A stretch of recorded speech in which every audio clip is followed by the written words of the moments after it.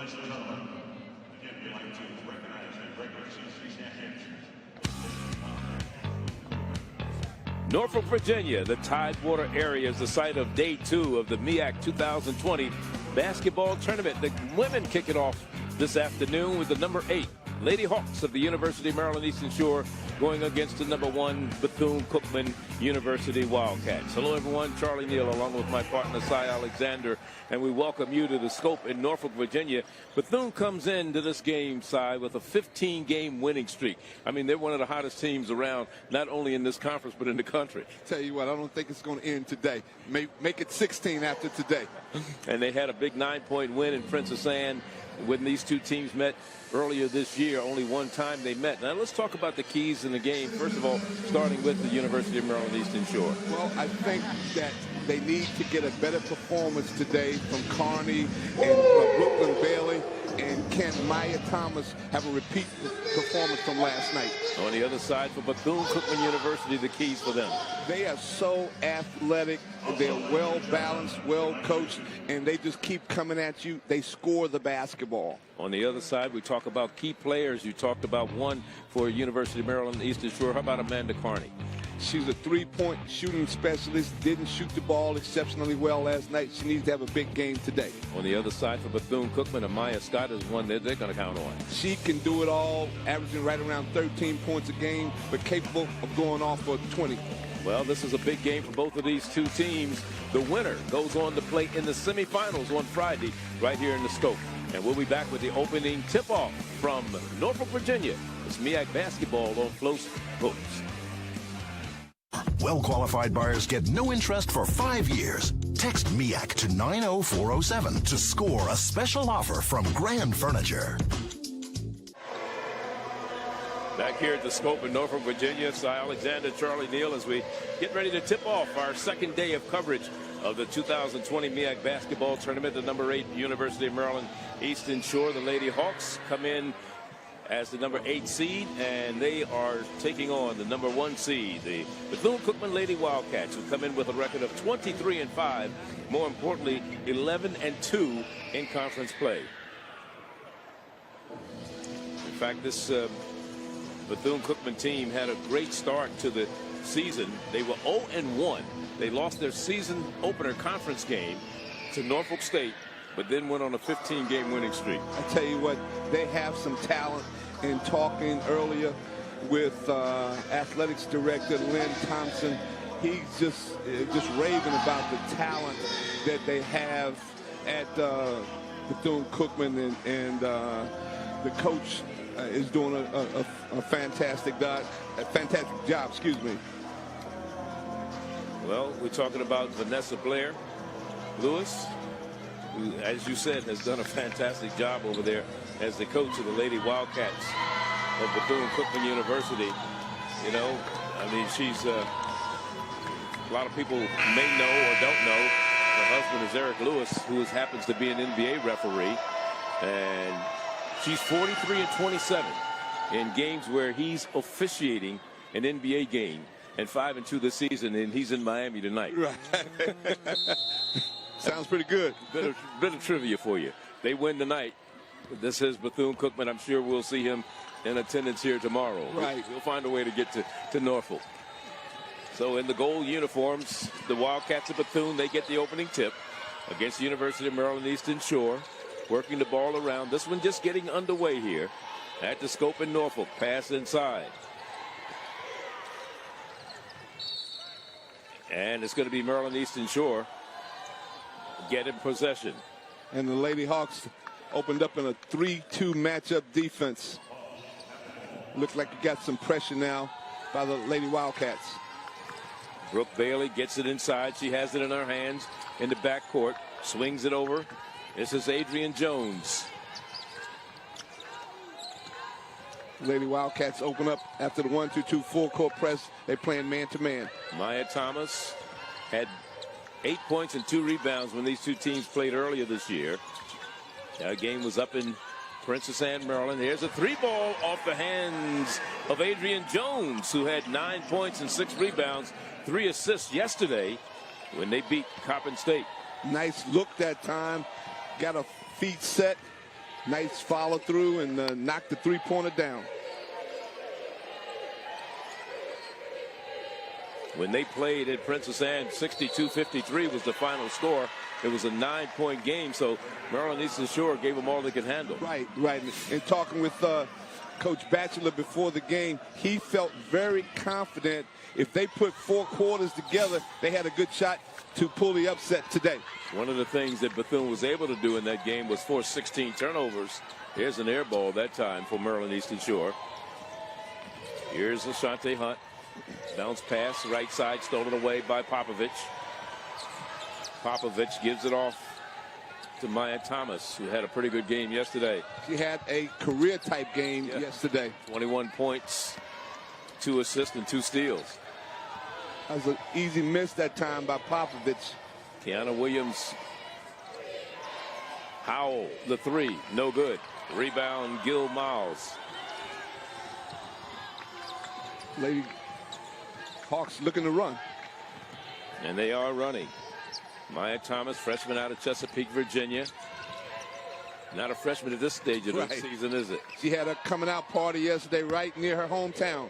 Popovich again struggling shooting the ball. 2 missed shots there for Miss Popovich, the senior out of Moscow. Has played 88, make it 89 career games for the Lady Hawks of Maryland Eastern Shore and started 53.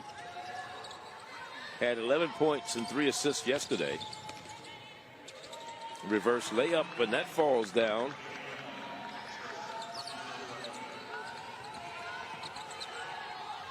That was Hatcher.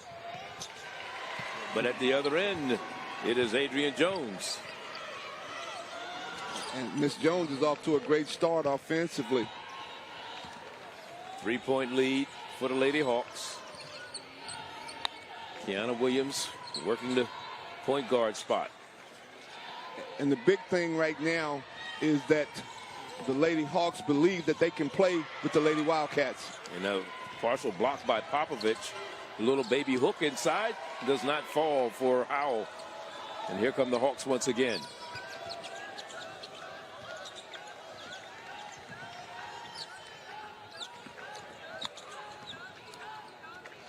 The Lady Hawks really need to have a big game from Brooklyn Bailey. That one was partially blocked. Right. On the shot. The block by Kiana Williams. That was almost a carry. Right. Everybody missed that, except the officials didn't catch it. Everybody else did. Reverse and nice move by Adrian Jones. And it's a 5-point game. 6:15 to go. And she's feeling it. Adrian is. Nice zone defense that the Lady Hawks are playing, trying to keep the ball out of the middle, and they get it in the middle that time. Howell got it underneath the basket, puts it on the floor, has it knocked away, battle underneath for it, and pulled down by Maryland Eastern Shore. Gil Miles comes up with it.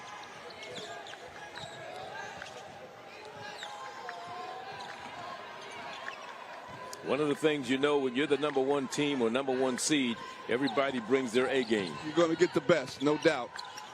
Wide open left-handed shot doesn't fall that time for Gil Miles. Bryrisha, junior out of Lexington, Kentucky. 3 points and 7 rebounds yesterday in their win against Coppin State. So we got a couple of substitutions coming in for Maryland Eastern Shore. They'll bring in Amanda Carney. And they'll also bring off the bench Michaela Adams, the freshman out of Bowie, Maryland, and Roosevelt High. And as you see the replay, Charlie, for all our young listeners out there, catch balls with 2 hands. Ashante Hunt lost that ball because she only tried to catch it with 1 hand.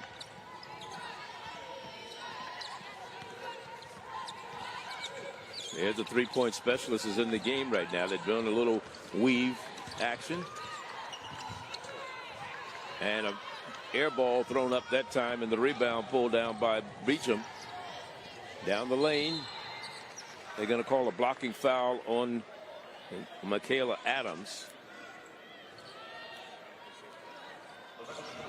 And in these type of games, when you're playing the #1 seed, getting off to a good start is critical, and the Lady Hawks have done that.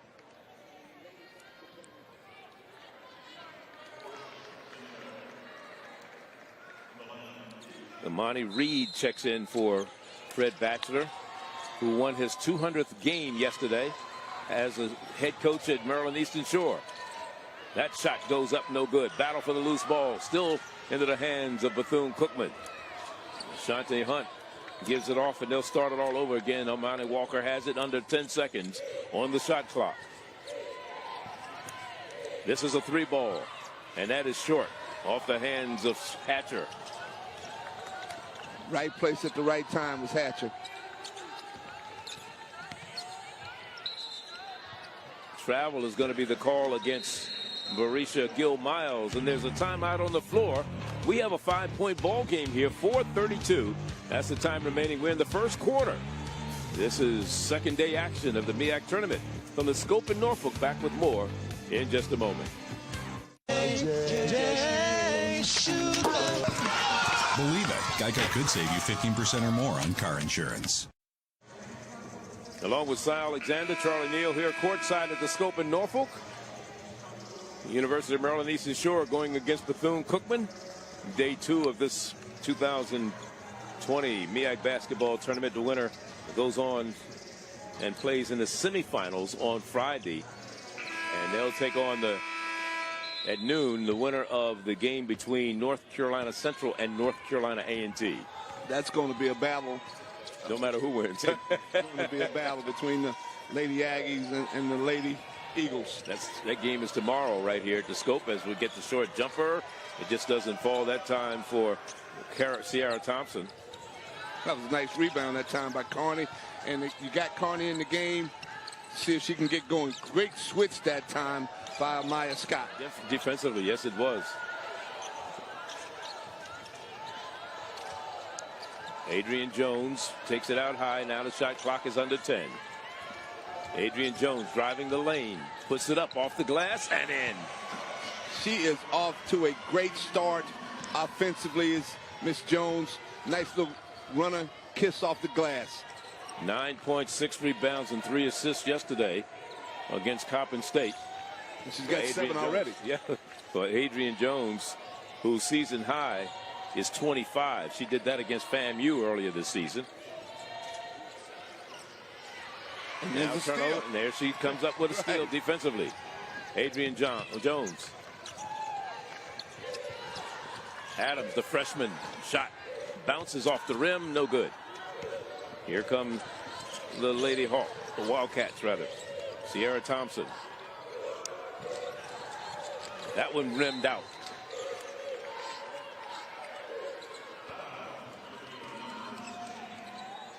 And again, the Lady Wildcats have so much talent. They just can come at you in waves offensively. One of the leading scoring teams in the Mid-Eastern Athletic Conference. May be the best scoring team, I think. And what they do, Charlie, is they impose their offensive will on you. They just keep coming. They are the leading scoring team in the conference. As you see, Hatcher at the free throw line, a 65% free throw shooter. They're number 1 in scoring, 68 points a game, and number 2 in scoring defense. So they don't let you score a lot. Right, and they score a lot. Right. That's the mark of a 15-1 team. Right. 1 of 2 at the line that time for Hatcher, with under 3 minutes to go in the first quarter here. And Hatcher comes in the game averaging close to 12 points a game.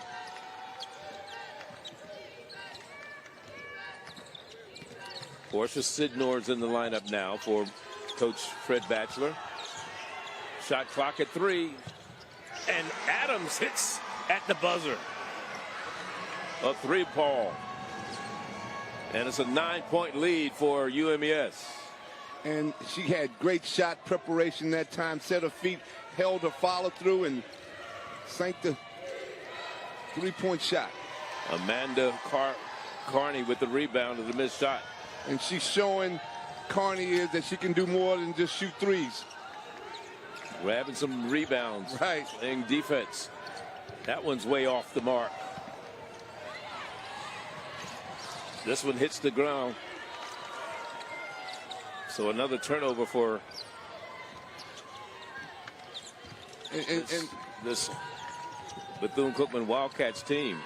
Adams, she'll try another three. That's out.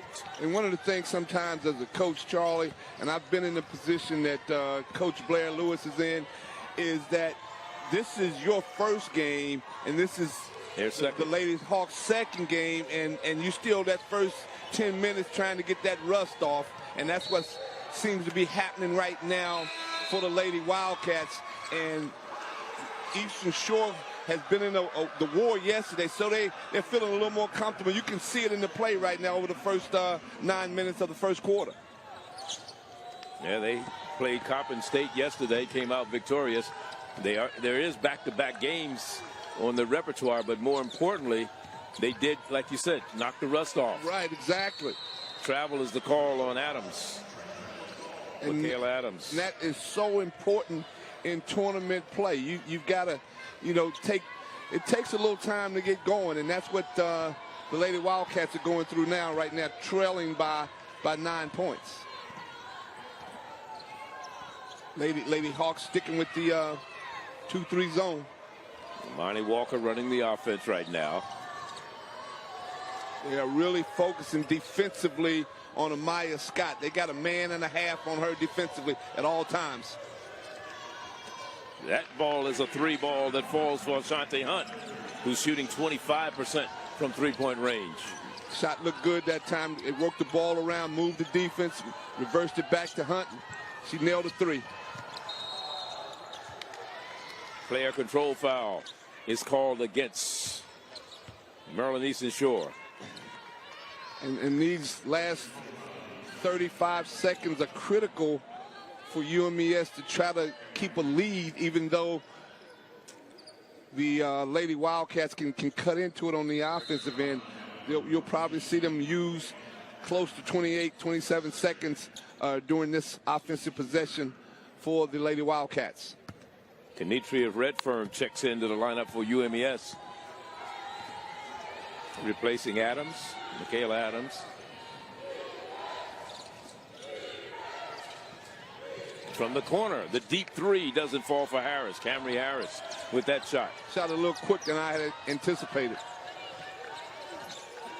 Maryland Eastern Shore can play for the last shot here in the first quarter, leading by 6 right now.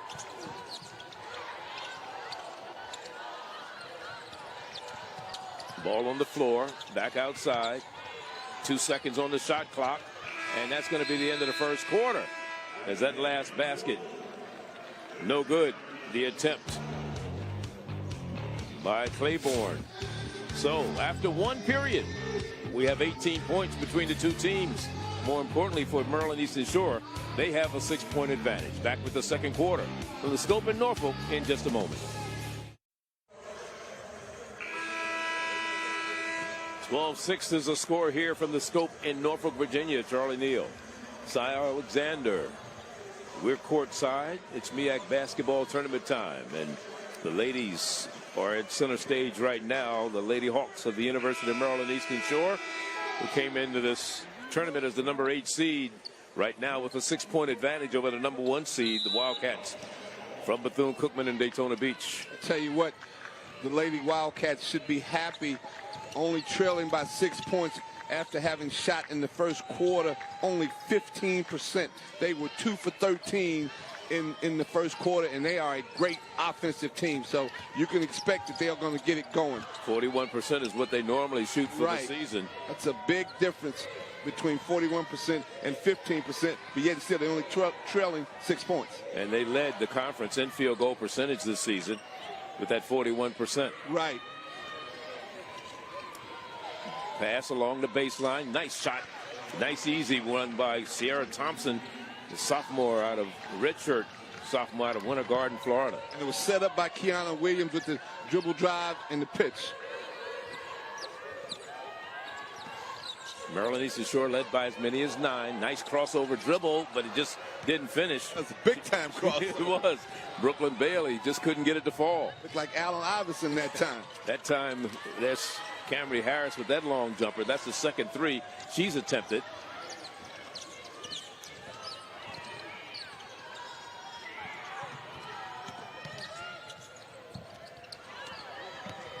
Offensive board and a foul. And that's going to be whistled against Amaya Scott, the junior from Sunrise, Florida. And Scott, even though she fouled, she took the brunt of the shoulder that time from Gil Miles. Gil Miles got a nice rebound, pump fake, and put her right shoulder right in the stomach of Amaya Scott. She has to come out of the game because it was a good blow, even though she fouled.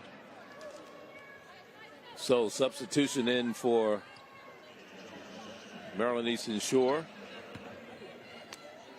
Going to the sideline as Carney. Coming back in for the Lady Hawks as Adrian Jones. Meanwhile, at the free throw line, once again, the left-hander, that is Gil Miles. She's only a 44% free throw shooter. Had 3.7 rebounds yesterday when these two teams played up at Princess Anne. She had 6 points, 9 rebounds, and she had 4 steals. That second shot looked much better than the first one. Struggled on that first free throw.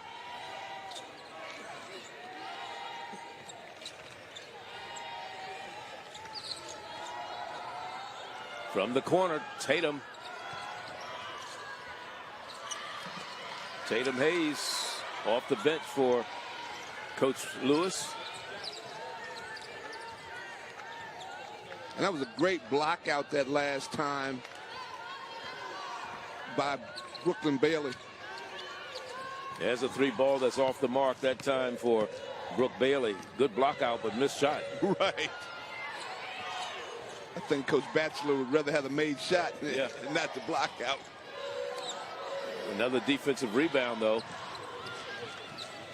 And I tell you what, the Lady Hawks are playing with a lot of physicality. Yeah, Hunt is coming up lame a little bit. Exactly. Shawty Hunt, yeah. 7:35 to go, second quarter. It's been all Hawks in this contest. Short jumper, and that falls down for Brooklyn Bailey. And that's what they need. They needed her and Carney to step up offensively to go along with Maya. Yep, right there. We got another Lady Wildcat hurt. That's Ashanti Hunt, the right. young lady I was talking about. She got the last time they had the ball in the offensive end. Not sure what happened, but she's going to have to come out of the lineup. And she's averaging 8 points, and Amaya Scott came out of the lineup, and she's averaging 13 points. So the physicality, the Lady Hawks are playing with no fear and playing very physical.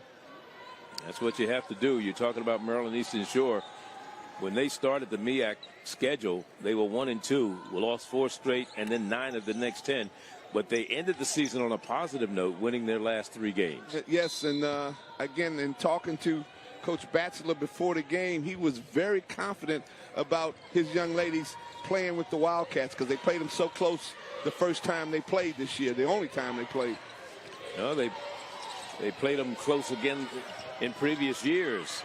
There's a nice follow-up on the missed shot by Sierra Thompson, and she puts it back. She scored in double figures in 6 games for the Lady Wildcats this year. 5-point game, 15-10.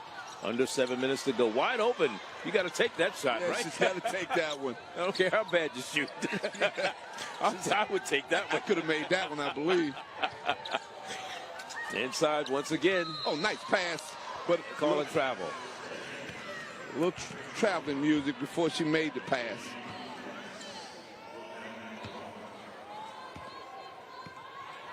Blair Lewis, 12th year, graduated from Mount St. Mary, had her jersey retired last year by them. Here's Tatum Hayes, the 3, no good. And again, another good block out. Good block out that time by Adrian Jones. And the foul will be picked up by Sierra Thompson. And Miss Jones is having a stellar first half. 7 points and 2 rebounds and several excellent blockouts. Created a foul that time simply because she had great defensive rebounding position on the blockout.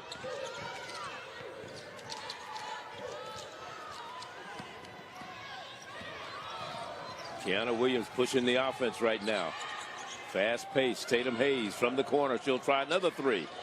And she misses everything again this time. $3 for $1 for Tatum Hayes. Adrian Jones' shot had all the marks of being good, but just didn't fall. Down the lane, all the way to pass off. Tatum Hayes back outside. He'll set it up all over again. Kiana Williams now will run the offense from the guard spot. Getting a pick from Howell. Down the lane, pushes off, and they're going to call a charge. Good defensive position that time by Gil Miles. Gil Miles.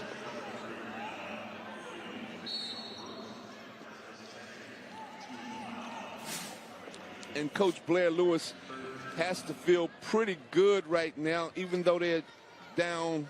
They're shooting only 18% from the field, 10% from the three-point line, but they're only down 5 points. And way this team can score, that's nothing. And you've seen Tatum Hayes has had a struggle right at three-point line. She's a 33% three-point shooter. That means she can really shoot it. Yes, indeed. She's taken 110 coming into this game this year. She's got the green light. Yes, so yeah. The only thing slow her down is the hurricane. Right. At the other end, that shot by Amanda Carney doesn't fall.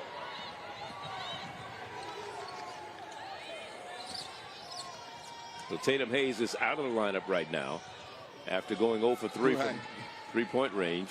Let her arm get a little rest. Put some don't hurt no more on it. Exactly. Here's the long shot by Howell. And Ashley Howell, 6'3". Do you want her taking that shot? No, she needs to be down in the paint. As I remember somebody, I think it might have been Smokey Gaines, said he had a player said, I want to play guard, but he was 7 foot. He said, you can play any position you want, just stay in the paint. Right. you can call it center field. Right.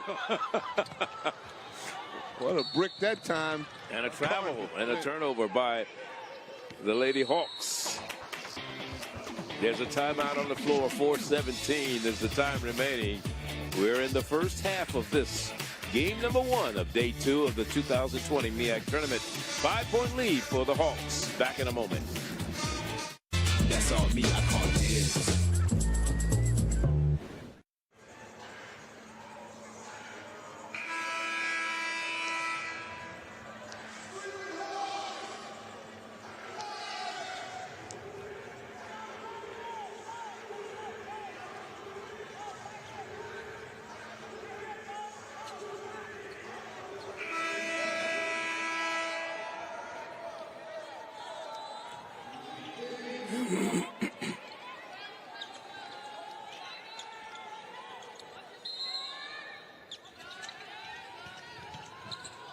Back here at the Scope in Norfolk, 4:15 the time remaining in the first half.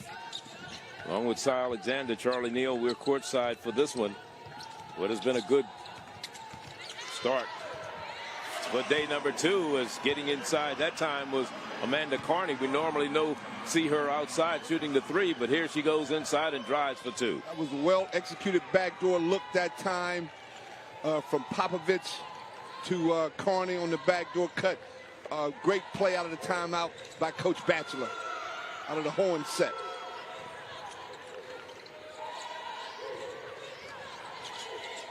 Almost a takeaway that time.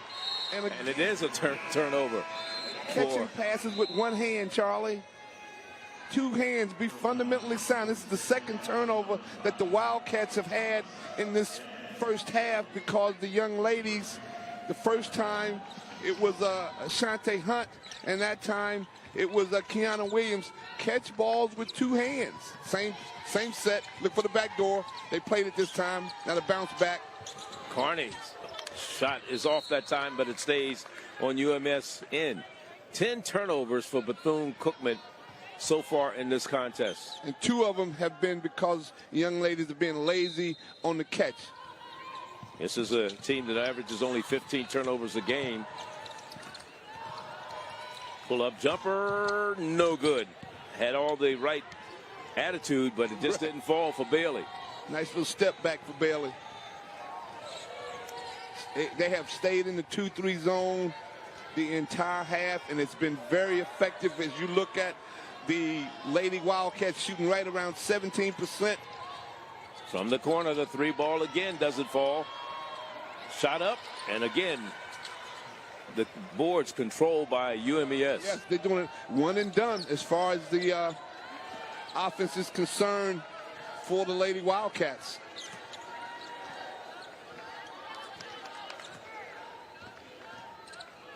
Little side ball screen action in a roll, and another side ball screen.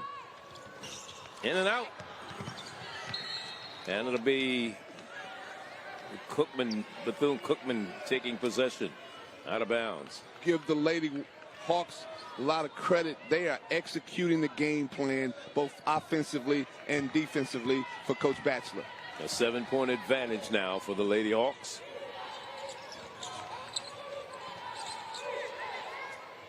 And inside, nice miss, Ashley Howell. She only played 11 minutes when these two teams met earlier this year up in Princess Anne. Wound up with 2 points and 2 rebounds. Came up with 2 big points that time, and her team is trailing by 5. That was a defensive breakdown that last time. There's a 3-ball for Bailey. By Popovich, but nice pull-up by Bailey.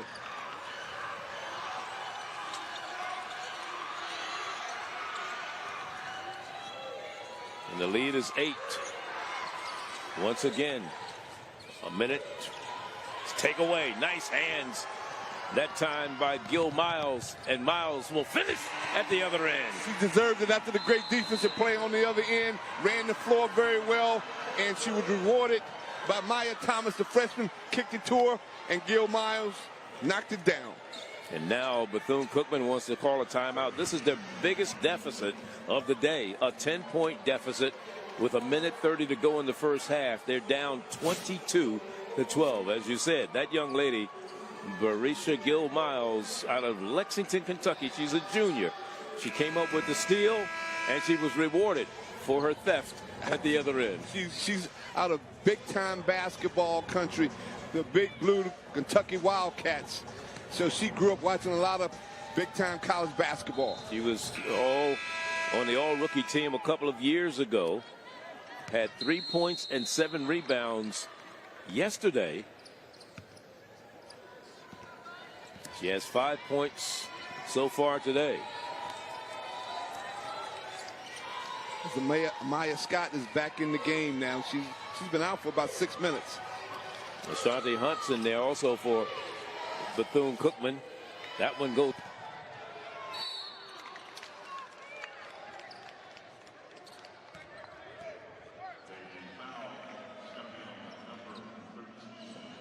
And she will go to the free throw line. She'll be shooting 57% free throw shooter. And she has 6 rebounds so far in the first half. And she's averaging 5.4 per contest. And she makes the first free throw.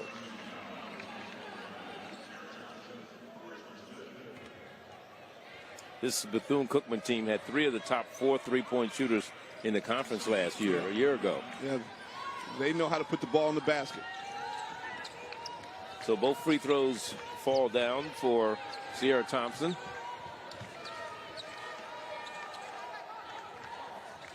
One minute to go before halftime. Gil Miles dribbles off her foot, and now we got a tie-up. Well, they forgot to reset the shot clock. That was a great effort by Gil Miles, just getting on the floor and getting the ball back, because we thought we were going to have a tie, but she actually stole the ball. Inside, nice, and Ashani Hunt finishes it. Nice pass that time from Kiana Williams. Exactly, nice little dime, nice little dollar. We changed that. Yeah, we changed it. Nice little dollar, Kiana Williams to Hunt. They're not letting Amanda Carney get free at all. I mean, they've got somebody shouting her like she stole something. Not even help. Great There's steal. A great steal that time by Williams. Kiana Williams all alone for 2. And that's the end of the first half. After a 10-point lead, it's been a 6-0 run for this team from Daytona Beach, Bethune-Cookman University, and it's a 4-point game at halftime.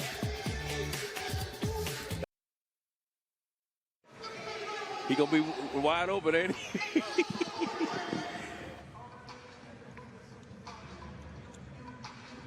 And it's the University of Maryland Eastern Shore with a 4-point advantage over the Lady Wildcats of Bethune-Cookman. And I'm joined here at halftime by the athletic director of Bethune-Cookman University, a longtime AD, an alum of Bethune-Cookman. We're talking none other than Lynn Thompson. And Lynn, of course, a little skeptical about what's happening with your team right now. Yeah, you know, Charlie, these things happen in the tournament. A 15-game winning streak, you come in here, but it's a brand new season, and you can see how tight we are playing right now. We had a little burst at the end to knock it down to 4, but you got to bring your A game into the MEAC tournament. And postseason play that's what it's all about. It's a new season, and nobody cares what your record is. That's for sure. Everybody comes to knock off the #1 team to begin with. Number 2, Maryland Eastern Shore had a game yesterday.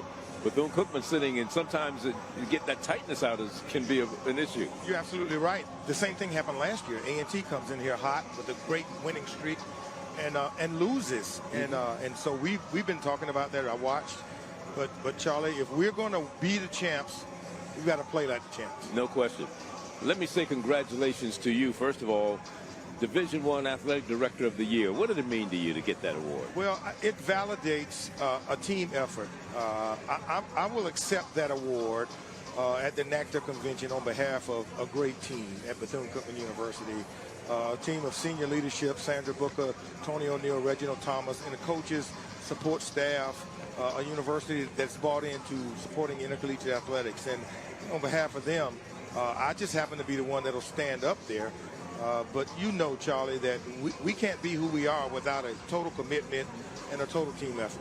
When you talk about Tony O'Neill, he was just made chairman of the NCAA bowling committee. So you guys down at Bethune, you're running the country, aren't you? Well, I mean, you know, we've got a great leadership tree there, and the NCAA recognizes that, and that's what we've been doing for years. And a lot of the programs in the MEAC have done the same thing. And I think it's just our time for this recognition, and I'm honored to stand and accept it on behalf of so many people. When you talk about March Madness, what does it mean to you when you think about it? Well, right now it's driving me mad, the performance of our team. But I think that they'll go in the locker room, and Vanessa Blair-Lewis and her staff, right now they're probably are putting together a game plan to really wake the team up. But March Madness is a time of the year where anything can happen at any time, and everybody comes in so tuned in, so passionate about making it to the tournament. And the NCAA tournament, men and women's perspectives, is just something that has swept the nation for decades. And man, I live for this time of the year. I know you do. When you talk about what's happening at HBCUs, everybody's having financial difficulties, and Bethune-Cookman is no different. Right. How do you overcome some of the issues and problems that you're having? Well, I take moments like this to really tell our story, not only to the alums, but everybody that has been touched by a small university like Bethune-Cookman. Everybody knows somebody that has gone to Bethune-Cookman. And if you have been touched by somebody that has gone to Bethune-Cookman, then it's time for you to invest in an institution like ours, because we are the lifeblood of the middle class of America. And so if you believe in our universities and the future existence of them, then invest. I guarantee you that it's the best investment that you can possibly make in the human capital, the potential of the next generation of leadership. Well, that's saying a lot, because that's very, very important in terms of the generation and what's happening. You have a new president. Yes. A lot of things are changing to make Bethune-Cookman better. Yes, Brent Cright is a wonderful leader. He comes in with a brand new vision from a new angle. And the things that he has been talking about, his leadership team, and I'm proud to be a part of it.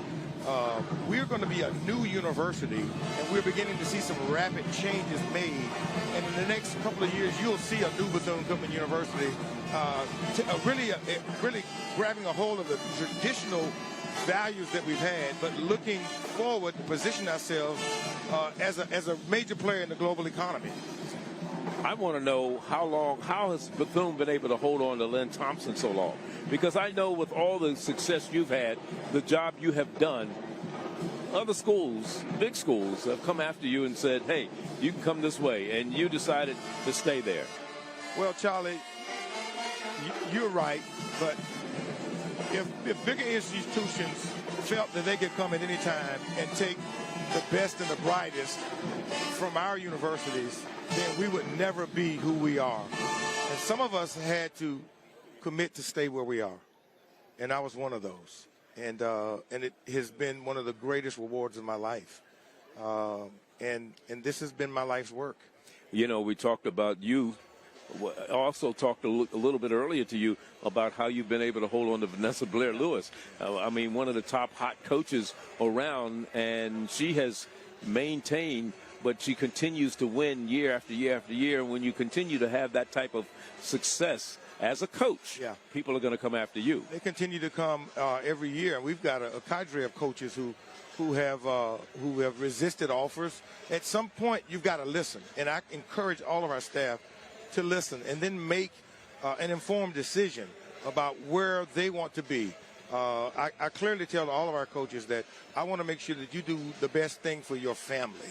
But clearly, we have been made so much better because of the likes of the Vanessa Blair-Lewises, the Mervelle Melendezes, the Terry Sims, the Ryan Ritters, who you'll get a chance to see on tomorrow.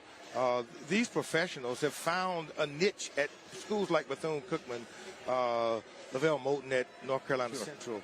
Division I is Division I. Yes. And we've had an opportunity to be so successful.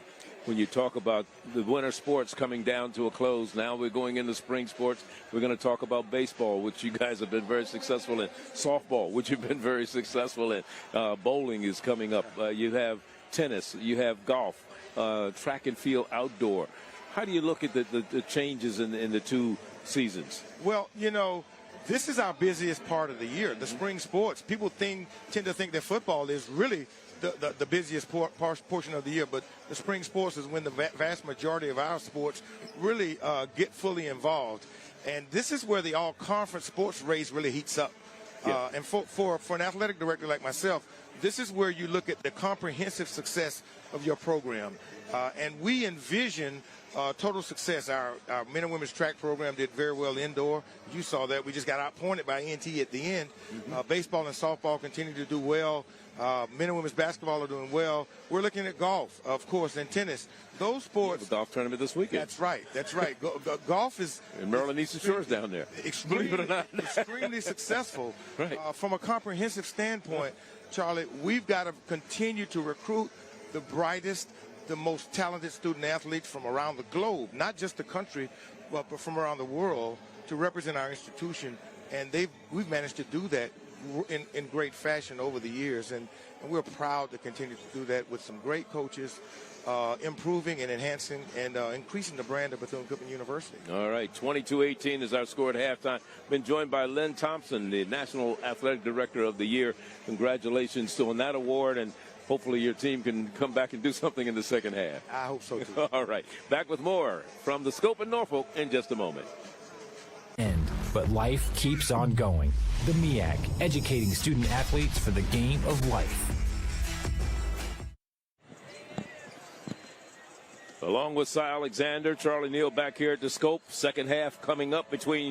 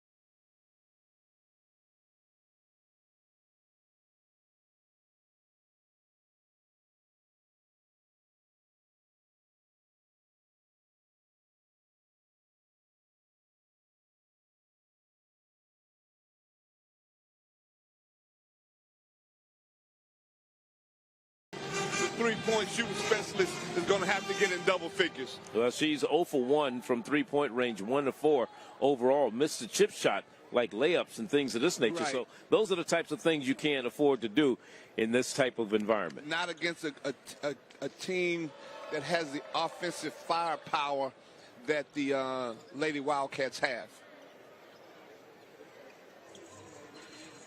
Bethune-Cookman last year, 21-11, 11-5 overall.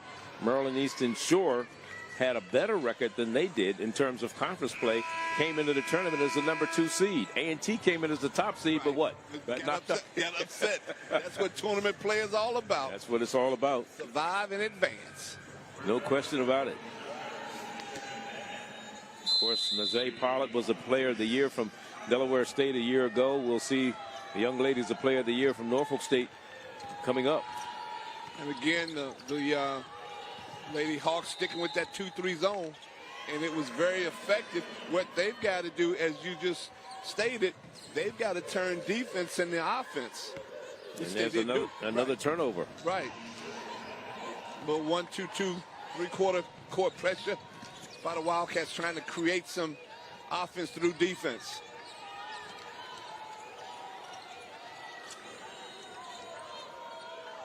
Nice diagonal cut that time by Jones with a ball screen.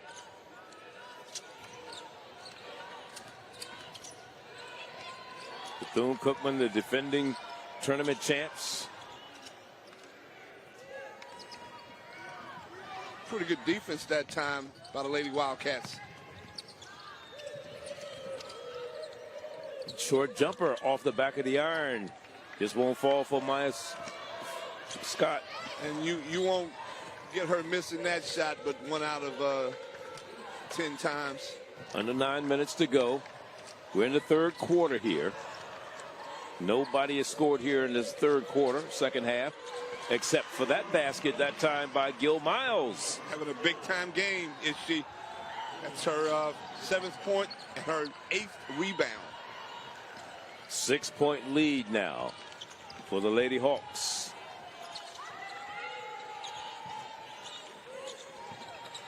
Pull-up jumper by Hatcher. Short. Another really good block out that time by Adrian Jones. Thomas being guarded by Scott, giving away some height advantage right there. They got to call a player control foul. And that was big-time defense by Maya Scott. She slid her feet. She was down in the stance, and she took a charge. Well, let's see what we see. Let's see if that's... She might have still been a little bit moving, huh? What you think? Well... Officials didn't see it like that. Nope. So we'll go with them.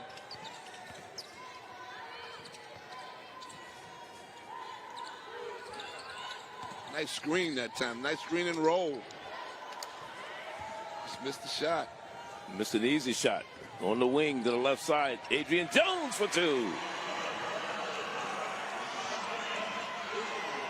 8-point advantage. The Lady Hawks from Princess Anne, Maryland. Bounce pass down the lane. Reverse layup. No good that time by Harris. Give the Lady Hawks a lot of credit. They are sticking with their game plan and executing it to perfection.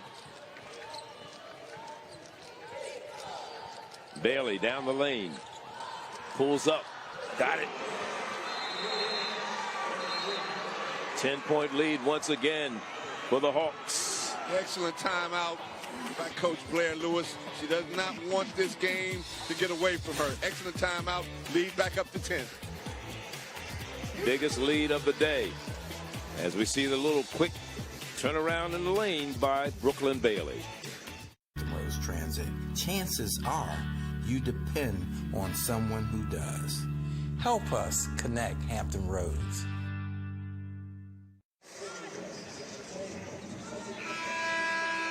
(28-18) is our score. It was a 6-point advantage for UMES after 1. They led by 4 at the half, 22-18. They've increased that to 10 here in the third quarter, having outscored Bethune-Cookman 6-0 to start the second half. And they're sticking with that nice little matchup 2-3 zone, really focusing a lot on Amaya Scott.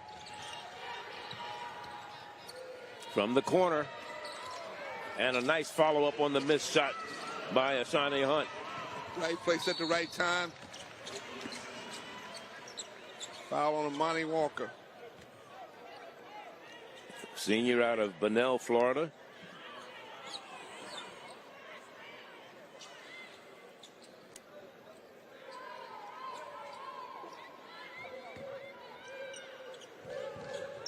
Pressure. I know, Charlie, on the men's side, the regular season winner in the MEAC gets an automatic bid to the NIT. Is it the same on the women's side? Not necessarily, but what has happened, they basically, well, almost the same. It's pretty much the same in terms, like last year, Bethune-Cookman, who won it, went to the NCAA. North Carolina A&T went to the WNIT. Okay, so it's the same thing, right, yeah. Okay. Yeah, A&T went to the WNIT and played James Madison, while Bethune-Cookman had to play Notre Dame in the NCAA tournament. So if some odd Bethune loses, they would go to WNIT. That's what I was trying to figure out. That happened to them 2 years ago. As we get a shot at the other end. Nice layup by Adrian Jones. Yeah, if you go back a couple of years ago, Bethune-Cookman, as you see that shot off the mark, and a defensive rebound by Gil Miles. Give a lot of credit to the Lady Hawks. They are doing an excellent job on the defensive glass, making the Lady Wildcats be one and done. Down the lane, and a foul, and she's going to go to the line. That is Brooklyn Bailey. 2 years ago, South Carolina State, North Carolina A&T went to the NCAA tournament, and Bethune-Cookman went to the WNIT against Georgia Tech. Okay. So those are the types of things. And in fact, Bethune-Cookman has gone to the WNIT 3 straight years prior to last year winning and going to the NCAA. Right, yeah. Okay. 2016, they played Florida Gulf Coast. 2017, they played Wake Forest. In 2018, they played Georgia Tech. And that's great that these young ladies have an opportunity to have some type of postseason play just in case you come up short in the MEAC tournament. You deserve it after having won a regular season championship. So it's an 11-point game, biggest lead right now for Maryland Eastern Shore. 31-20. 5:35 remaining in the third quarter.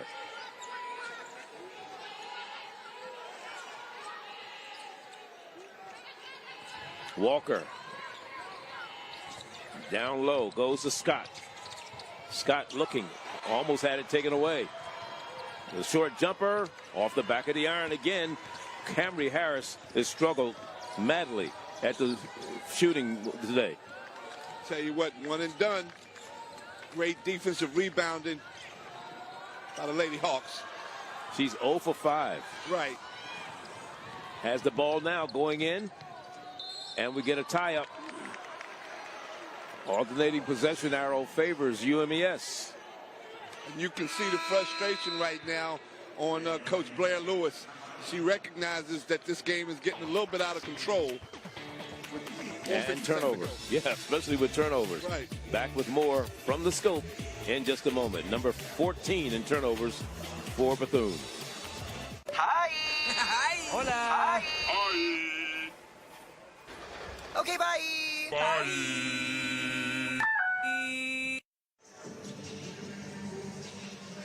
Here in the third quarter, 4:57, the time remaining. And it's been UMES all the way since the beginning of this game. They started out leading with a three-pointer, 3-0. Then the closest that Bethune was able to get since then has been 3-2. That was a 1-point game. They led by 4 at halftime, 22-18. And there in the third quarter, a 9-2 run for UMES. As proficient as the Lady Wildcats have been all season long on the offensive end.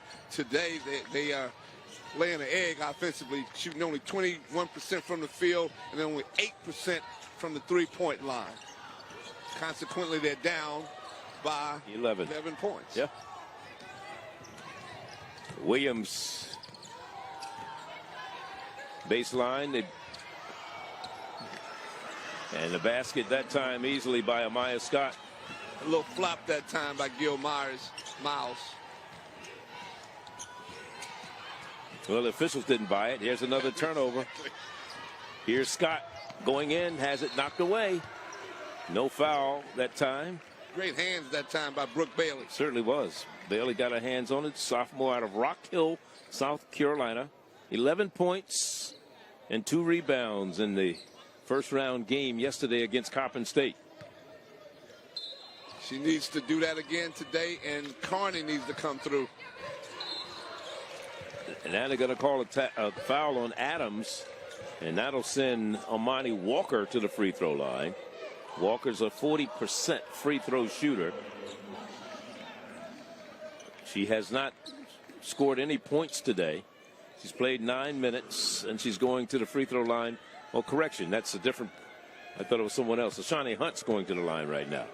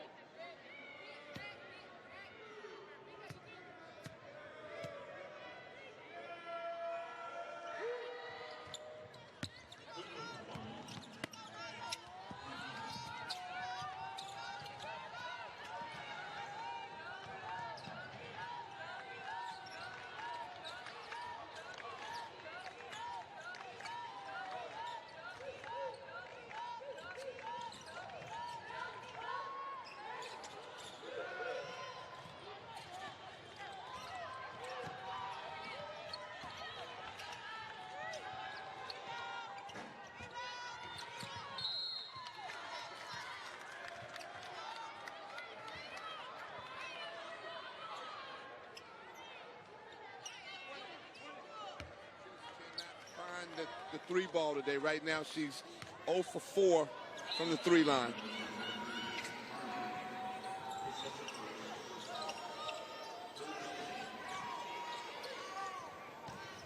A great steal that time. Carney right in the right place at the right time. Quick reaction. Ready to play all the way. Player control foul. Adams moving pick. You're getting that call a lot this year, both on the men and women's side. She's got to come to a stationary stop before she can be considered legal with the screen. So she'll come out of the lineup. Adrian Jones back in for Maryland Eastern Shore. Adams comes out after picking up that moving screen foul. Nice jumper in the lane that time by Amaya Scott. Amaya Scott reminds me a little bit of Damani Applewhite. Nice pressure, nice steal that time by Hunt. Hunt goes in. Getting back to Amaya Scott, she's got that little mid-range game down, just like the young man from South Carolina State, Damani Applewhite. Here's the replay right there. Right in the lane. There she goes. Little free throw line jump shot. So at the free throw line is Ashani Hunt. 1 of 2 the last time she was there. Her 3rd attempt today. And that one's good. Nice form. Nice form. Perfect form. Nice presentation for her free throws.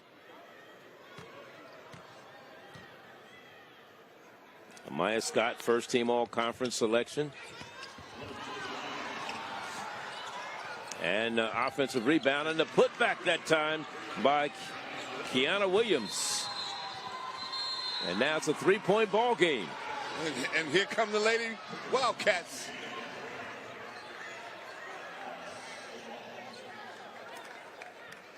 pressure has caused the Lady Hawks some problems. It's a 1-2-2 full court trap. Trapping that first pass really hard in the corner. Here's the replay. Great effort that time by Maya Scott. She kicks it back to Williams, knocks the shot down. And what's so important about this Bethune-Cookman team is they placed 3 players on the all-conference team, 1 on the first, 1 on the second, 1 on the third, and they had 1 player on the all-rookie team. And we're talking about Tatum Hayes. The young lady is on the all-rookie team. Danielle Hatcher was 3rd team all-conference. Ashanti Hunt was 2nd team, and Amaya Scott was 1st team. That's what happens when you go 15-1. Somebody go to see you, right? Exactly.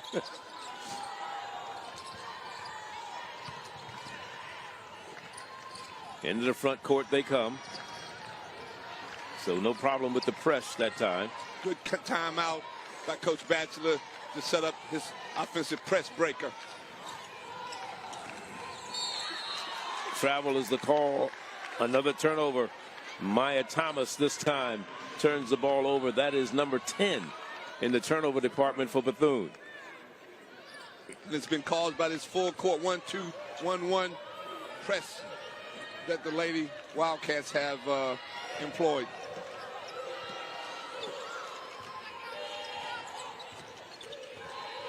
UMES 5 fouls on them right now, so they'll be shooting 2 the rest of this quarter.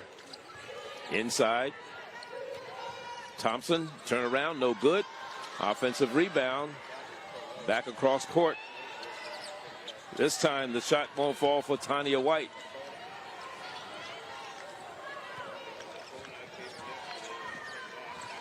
About to run the elbow set for the Lady Hawks.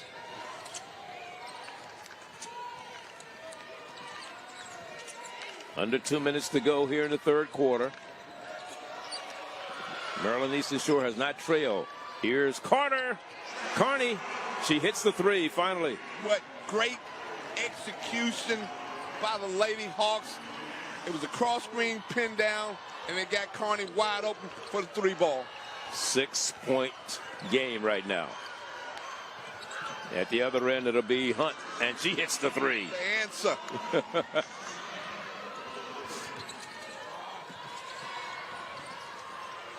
Carney right there for it, making sure it didn't get away. The other answer. And they keep answering each other, right? Adrian Jones.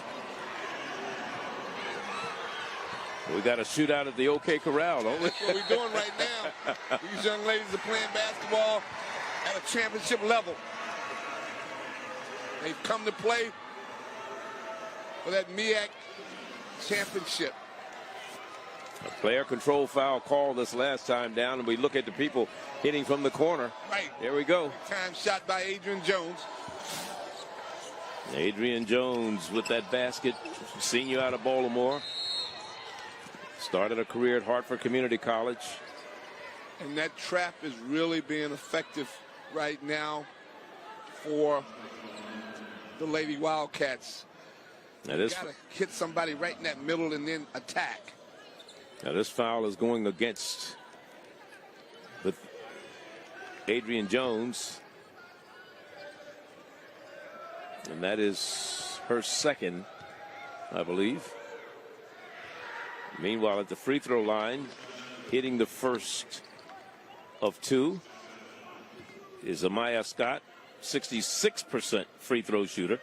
1st team all-conference, led the conference in field goal percentage, and he was 7th in scoring. She's also has 9 rebounds today. Only her, I think her 6-point, 2 for 2 from the. Look at the pressure, that hard trap. Adrian Jones actually only has 1 foul. Ball picked up. Here's Adrian Jones. Rolls out. And Bethune comes down with it. Hit every part of the rim. He sure did. Said, let me see which part I want to go with. See which door is open. Right. 30 seconds left in the quarter.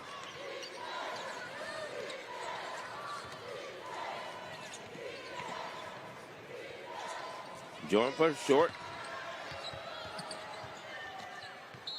And it'll stay on Bethune-Cookman's end with 17 seconds to go and a 4-point ball game, 37-33. I think we're in for a great fourth quarter.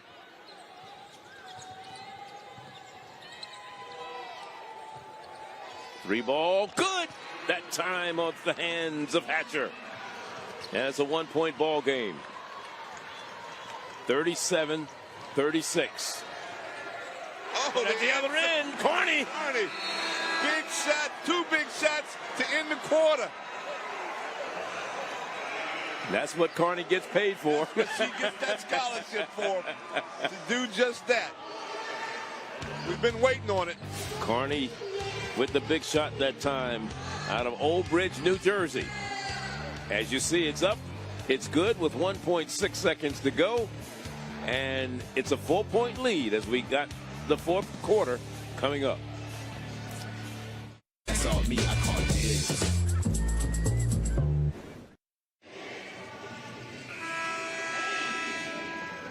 Along with Cy Alexander, Charlie Neal courtside here. And we're at the Scope in Norfolk. MEAC Basketball 2020. It doesn't get much better than this, does it? I tell you what a great way to end the third quarter. A 3-pointer made by the Lady Wildcats, and the answer by Amanda Carney to give the Lady Hawks a 4-point lead going into what I anticipate to be a great last quarter. After having a poor shooting performance, Bethune-Cookman only 15% in the first quarter. They shot 36% there in the third quarter. Right. That's why they're back in this ball game. And plus, they did a great job with their full-court press. Nice little mid-range turnaround that time by Amaya Scott. And she's going to the line once again. She is 2 for 2 at the free throw line. She has 6 points.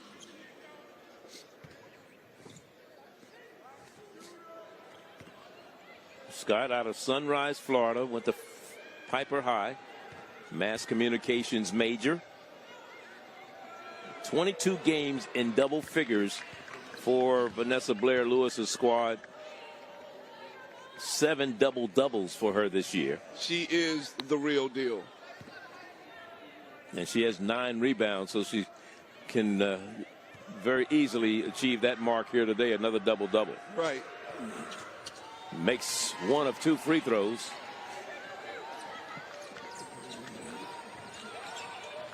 Got a 3-point ball game.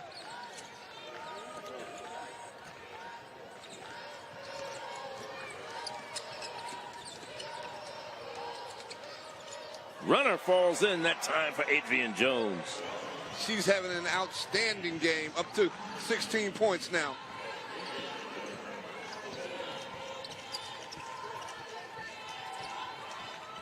Her high 25 this year. That came against Florida A&M. Dumped inside, knocked away.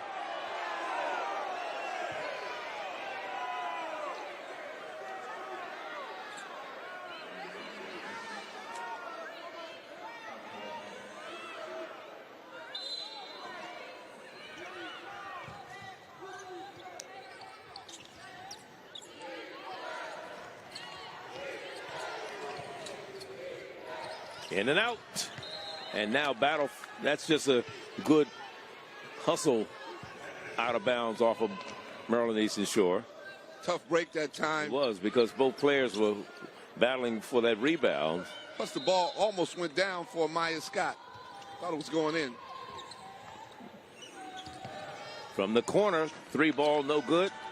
That looked like a push off from the back. Yeah. It was, but I think she got away with it that time. He did.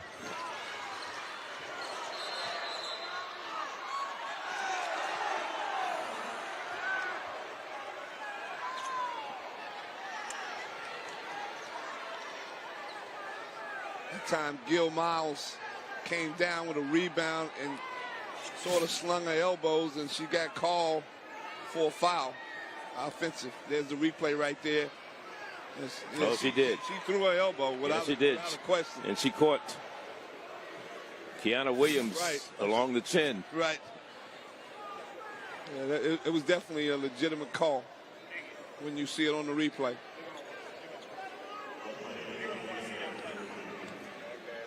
They're going to come over and look and see if it was flagrant. Yes.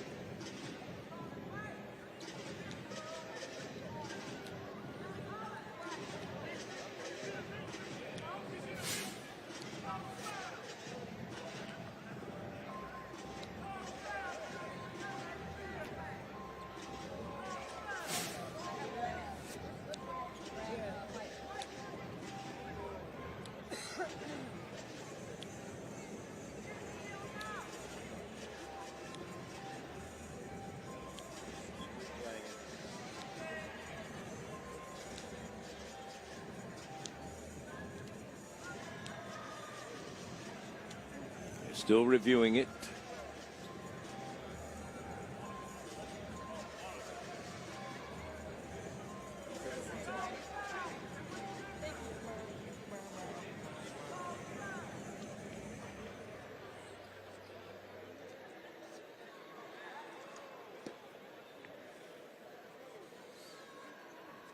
See, there's where the left elbow comes around. Now they're discussing it, our officials. Tommy Harris, Mike Johnson, and Carolyn Allen. She got it. Boom. Oh, yeah. Vicious. Yeah. That left elbow came off the ball.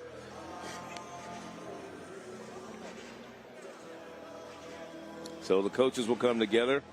Tommy Harris will give them her results. This could be a big call. Well, it was a good call. Right. In terms of the official. Now, how flagrant was right. it? Exactly.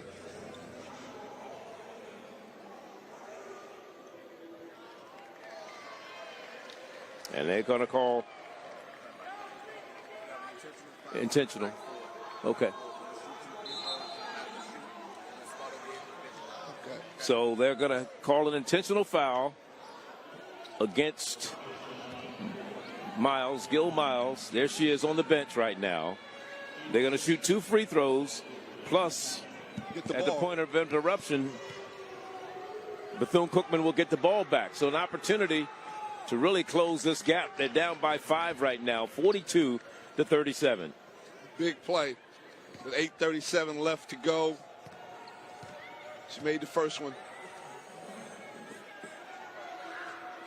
She's made them both, and they're going to get the ball back.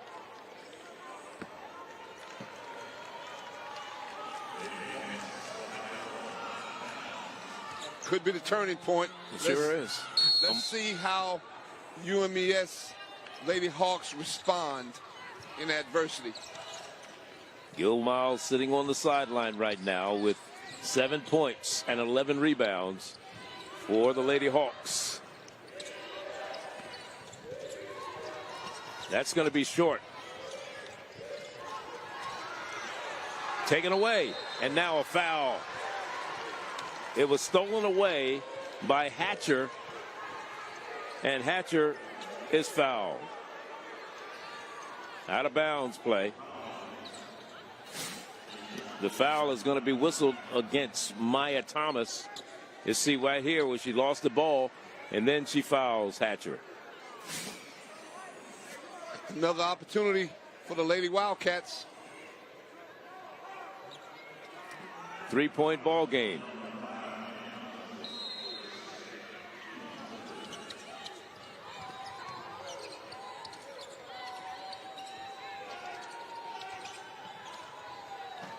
In and out. Now they call a foul. This is going to be whistled against Hatcher, and they're going to go the other way. It'll be still Maryland Eastern Shore getting the ball, but they'll be looking at pressure from Bethune-Cookman on the inbound. Which has been very effective in this second half. Full court pressure.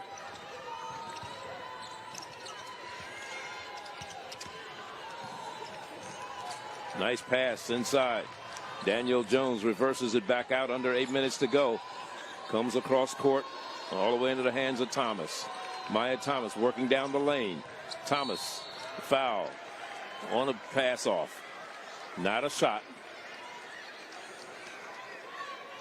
That was great transition defense that time by the Lady Wildcats.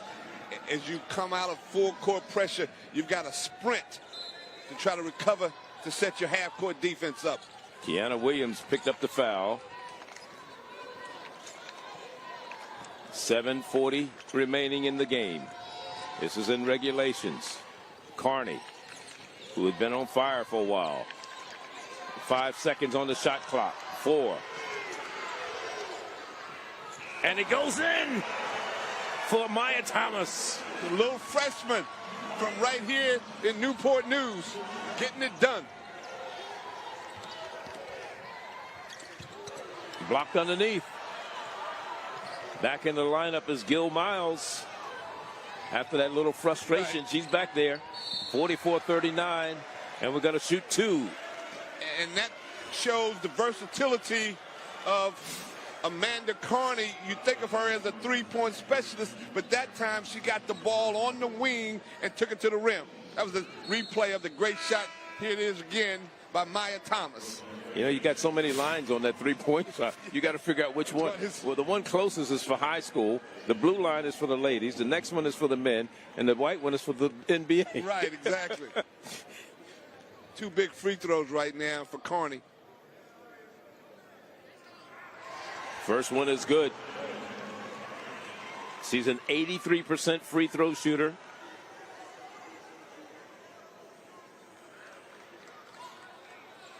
Give the Lady Hawks credit.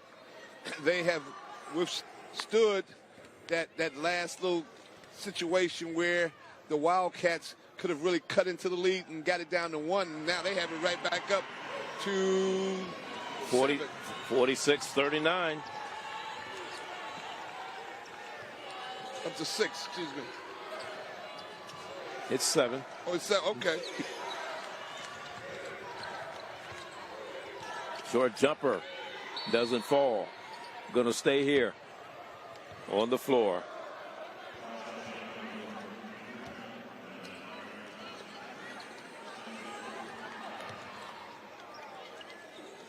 $20 seconds on the shot clock. 6:51 on the game clock. And a 7-point ball game.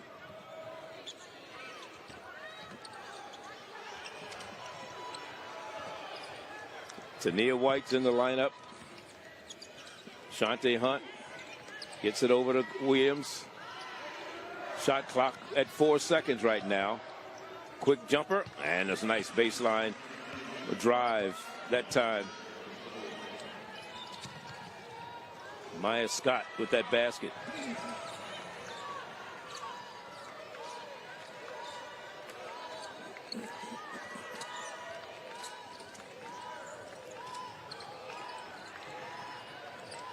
Oh, nice screen and roll. Travel before Yes, she passed it. Did. Before she passed the ball, she shuffled her feet. But it was a nice pick and roll. She had the right idea. They just didn't finish it without a without a turnover. Yes. Without a walk. So back into the lineup right now is Portia Sidnor, and she'll replace Maya Thomas, the freshman.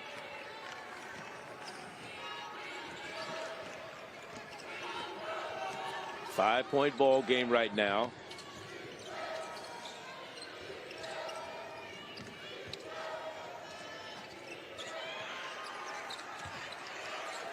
And Popovich with the rebound. Strong rebound that time by Popovich. Carney sets it up, puts it in, no good.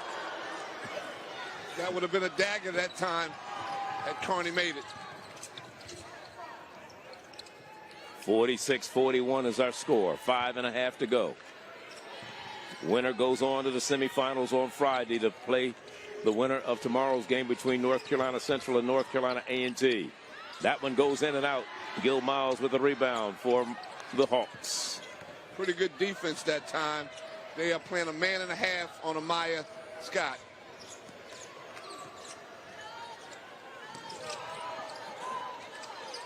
Gil Miles, double team, puts it on the floor. Pulls up, a little Euro step, and she just missed. Excellent foot movement, but just missed the shot. Had everything going for her. She even had a chip shot. From the corner, Hatcher, no good. Sidnor with the rebound and a timeout being called by Fred Batchelor. There's a timeout on the floor, 4:39. That's the time remaining. Vanessa Blair Lewis, her team, the defending tournament champs, have struggled. 4:39, that's the time remaining in this one. Is one of what has been a pretty good ball game here as we tip off day number 2 of this MEAC basketball tournament from the Scope in Norfolk, Virginia. Along with Cy Alexander, I'm Charlie Neal. There's Vanessa Blair Lewis, who has been a great coach over the years here at Bethune. 12th year, they're the defending MEAC champs. I tell you what, it's been a very competitive and well-played defensive game, even though both teams have struggled on the offensive end.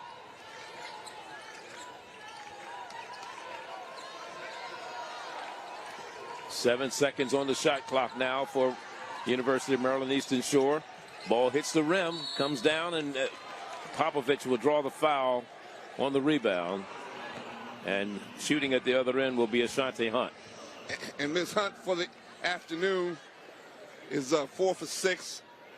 Couldn't have too big of free throws right now. She's got great presentation of her free throws. Nice follow through. Look at Fred Batchelor there. 200 career wins as the head coach at Maryland Eastern Shore. Spent many years, well, 5 years at Elizabeth City before taking over the job in Princess Anne.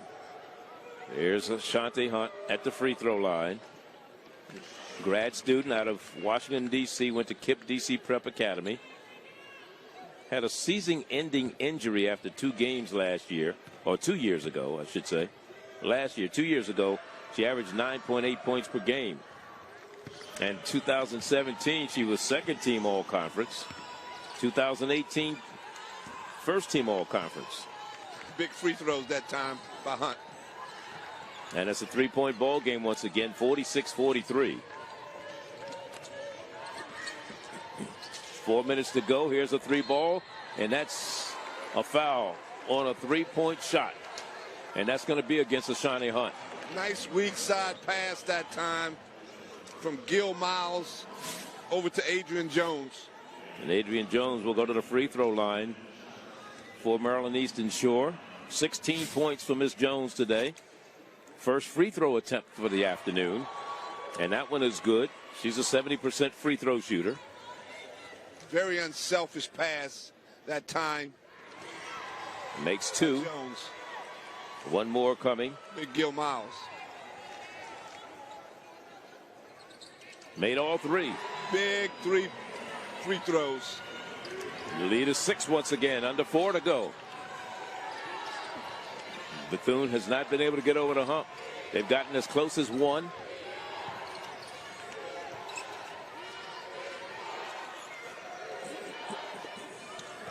Knocked away almost from the corner. Back of the iron, no good, and the defensive rebound by Brooke Bailey.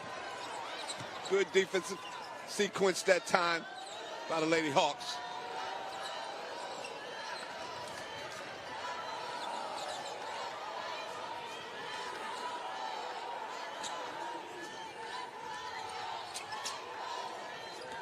Adrian Jones, shot clock at 7 right now. Puts it up, is short. Popovich is there, and it goes off of the hands of a defensive player. More importantly, only 2 seconds on the shot clock right now. You got to get it quick and get it up. Look for an inside cross screen in the lane. Blocked. 1 second left on the shot clock. Great defense that time by Kiana Williams. Certainly was. Right there, lady on the spot. Nope. Doesn't count. Shot clock violation. It's huge defensive stand that time by the Lady Wildcats.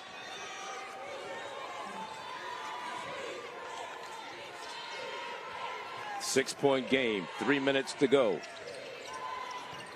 Finally, Camry Harris hits one.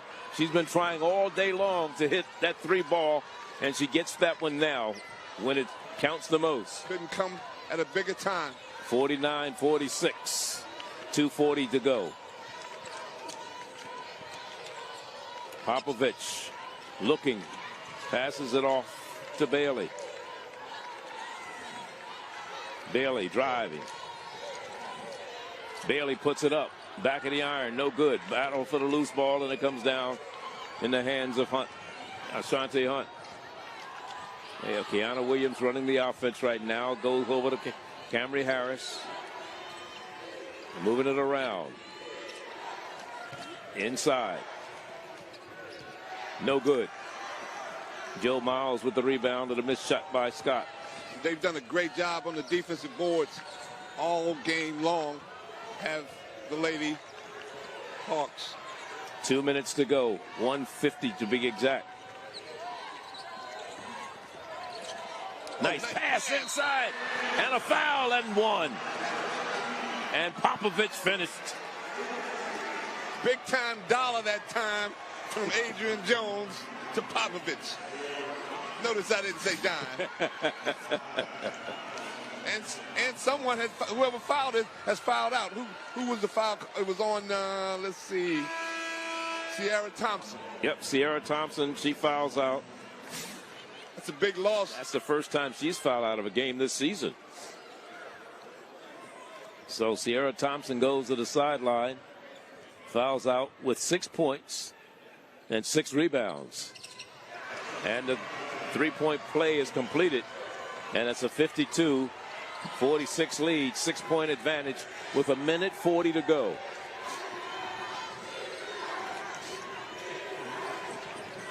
Down low.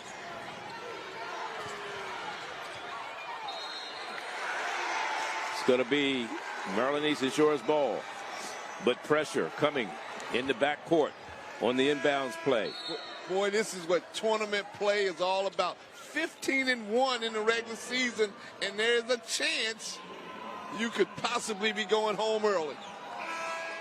15-1, and you lose your first one and you lose your last one. You don't want to do that, do you? That's it. And win 15 in between. And 15 in between. Yeah, you sandwiched.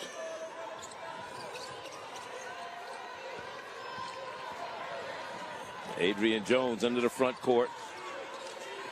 And for my money, she's been the player of the game today for the Lady Hawks. 1:15. Shot clock at 10. Shot clock at 6. Wide open three. Yes! Brooke Bailey, don't be so mean, young lady. Big time three. And a 9-point game with under a minute to go.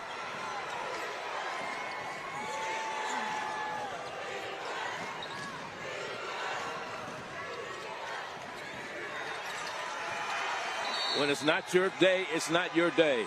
Another big time rebound by Adrian Jones. And the foul picked up by Amaya Scott. Adrian has 19 points, 7 boards, about to go to the line for 2 more. What an outstanding day Miss Jones has had for the Lady Hawks.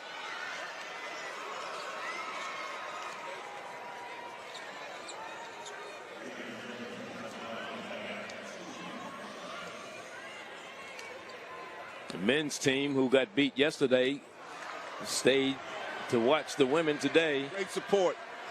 They may have to stay in there until Friday. Athletic director might not like that. They have to. Adrian Jones sinks the second one, and it's a 10-point lead right now with 46 1 seconds to go. 46-56. And explain to me again that scenario you gave before the game about the official, Mr. Lewis, being at her games, at Coach Blair's games. Did she win when he's not here or something? Oh, you're talking about her husband. Yeah, exactly. Eric Lewis. Yeah, Eric. 43-27 when he's officiating. Well, he was 5-2 this season. This might be 5-3. That's what I was wondering. Yeah, could be 5-3 is what I'm getting at. Now, if he's called a technical foul, but we won't know that because they don't play till the night. Tonight, right?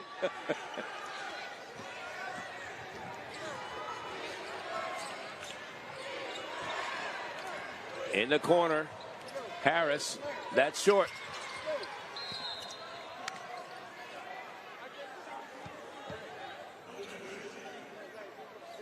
"30 seconds, 10-point game." You got Amaya Scott at the line, and so far today, she's 3 for 4. That foul went against Adrian Jones. Look for That's her extended second. At the free throw line, Amaya Scott, first team all-conference selection.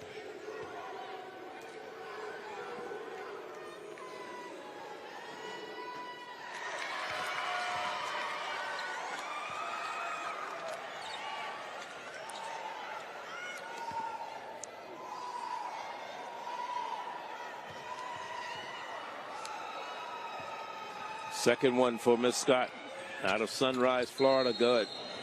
And now timeout by Fred Batchelor. That means he can get the ball in the front court. Right.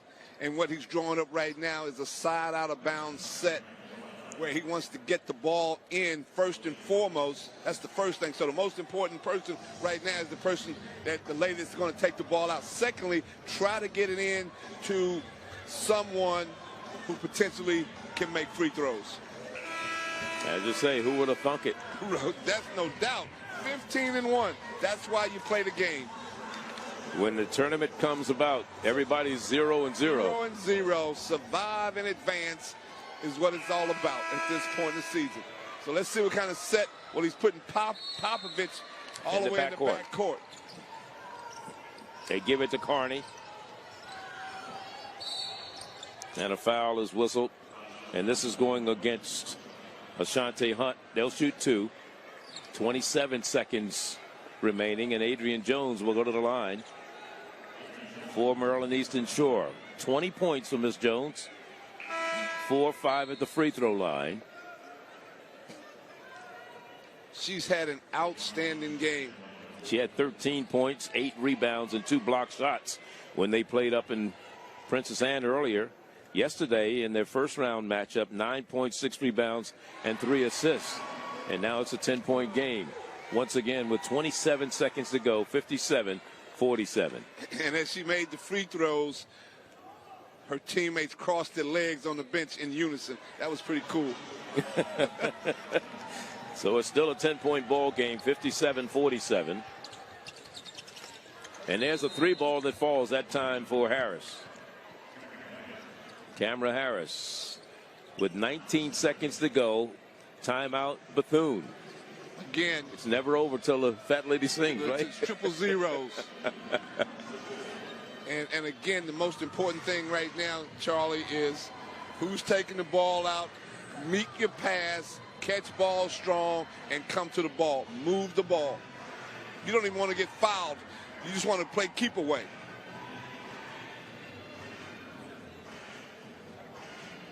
So what are you saying if you're Vanessa Blair Lewis? What are you telling your team? Try to get the initial steal and then foul right away. Don't let more than 1 second go. You got to play the foul game at this point.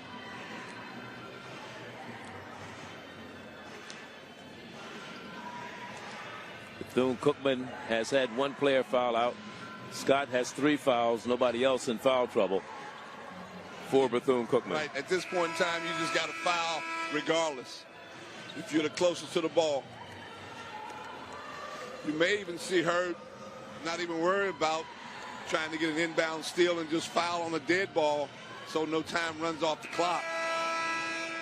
Only one player in double figures for Maryland Eastern Shore, and that's Adrian Jones. Brooke Bailey, 9 points. And a foul right away, and that'll send Amanda Carney to the free throw line. She's 2 for 2 for the day. Carney's an 83% free throw shooter out of Old Bridge, New Jersey, criminal justice major. Third in the conference in three-point percentage. Had the third most three-point attempts coming into the tournament behind Jayla Thornton of Howard University. We got a chance to see her yesterday. Right. She puts it up. We'll see her again, won't we? Mm-hmm. Soon. Like in about 30 minutes. Yeah.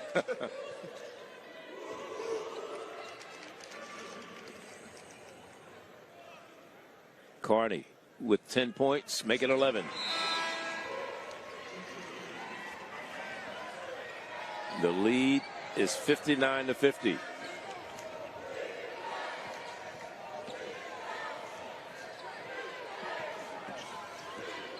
Nine-point ball game. Hunt with the three. And it's 53-59. They're not going away. No, they're not. 6-point game with 6 seconds to go. That's why they're the champs. They're going to foul right away. I just saw Coach Blair Lewis give the foul signal, and they're trying to get Carney back in the game. Whether they allow her in, let's see. Yep, she can come in. She's getting Gil Miles.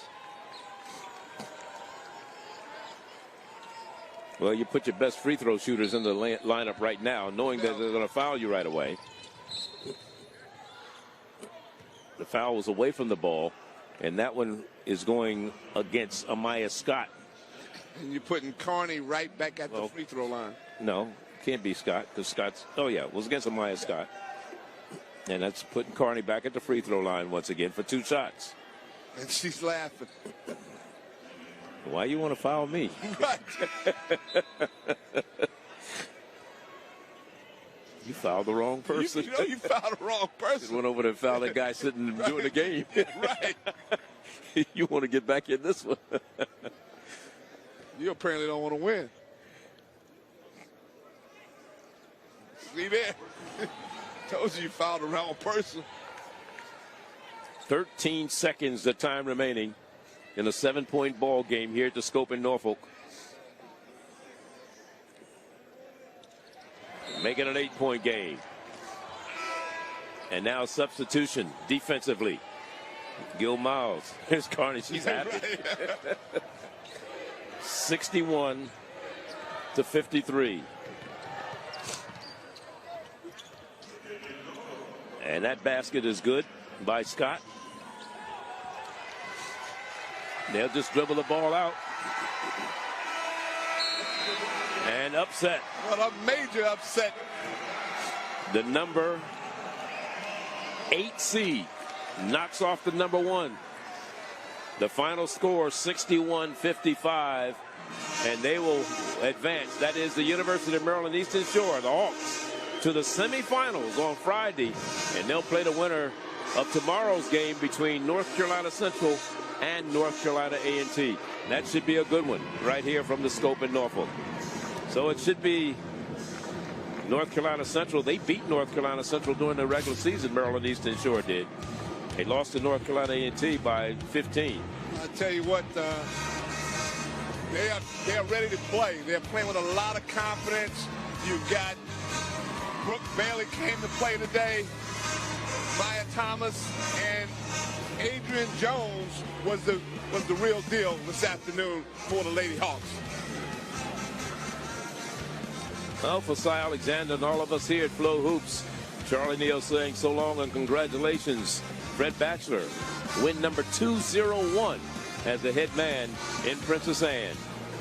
61-55, the number 8 seed knocks off the number 1 seed, Bethune-Cookman.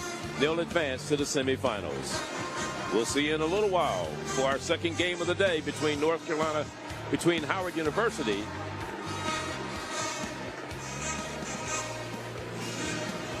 and the Norfolk State Spartans.